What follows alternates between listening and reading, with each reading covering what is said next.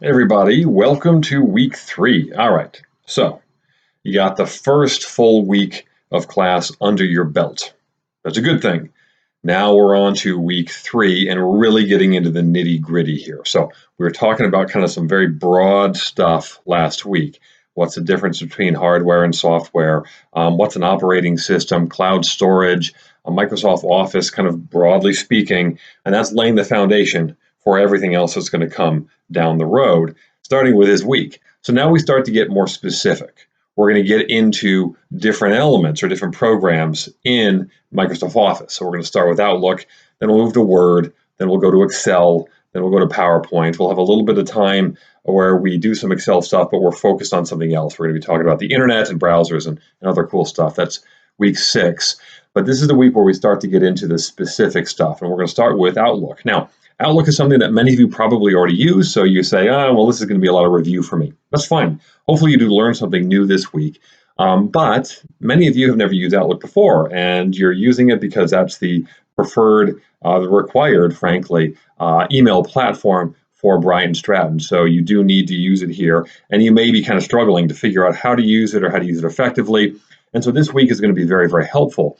So Outlook, as I said, is the email platform that Microsoft Office uses, or it is Microsoft Office's email platform, but it's far more than that. So I want you to focus on that primarily as you go through this week's materials.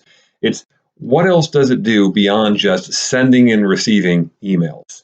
You're going to find very quickly that Outlook is much more than that. Sometimes these kinds of platforms are referred to as information management programs or platforms because it really is about managing far more than just incoming and outgoing correspondence. Now, if you're going to be somebody who works in an office or runs an office someday, this is something that could help you organize the entire office, something like Microsoft Outlook, because it's got a calendar function. It's got different kinds of features for looking up people's names and keeping lists of people. There's a task function. There's all sorts of stuff you can do there. You really can organize your entire life or the office or whatever it may be through something like Microsoft Office.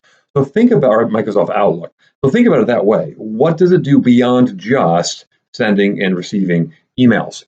Another thing to keep in mind, though, when it comes to email, is the importance of email etiquette. So I'll mention more about that in my video in the discussion board for this week. Make sure you watch that video because that's going to be helpful. It's not just do you know how to send and receive emails? It's how do you send them professionally?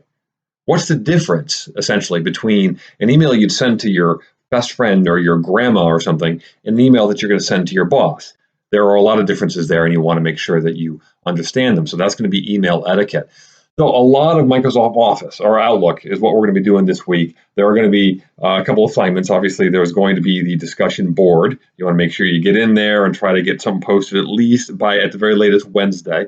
There's also going to be another reflection. So you did the OneDrive reflection last week. This is going to be the Outlook reflection. Now, one thing to keep in mind with the reflections is this. Try to be detailed and try to be relevant, okay? So you know that you want to have at least 150 words in those reflections. You want to show me with enough detail that you understand what you're talking about, that you actually do know the content well. And one good way to do that is by being relevant, but telling me why this all matters, okay? So when you're doing reflections like this one, tell me why it matters that we're learning about Outlook, why it matters that you know how to use proper email etiquette. What kind of real-world, career-specific impact are you going to have from learning about this kind of information? So this week, it's going to be Microsoft Outlook. You're going to have the reflection, and you're going to have discussion boards. Keep an eye on the discussion boards, though, because I'm going to start running additional threads. That will be kind of fun ones, kind of interesting ones that may take us a little off topic sometimes. So keep an eye on those because it's something that can really kind of liven up a discussion board from time to time. Anyways, folks, I'm looking forward to seeing all the hard work you bring to the table this week. Any questions? You guys know where to reach me. Thanks.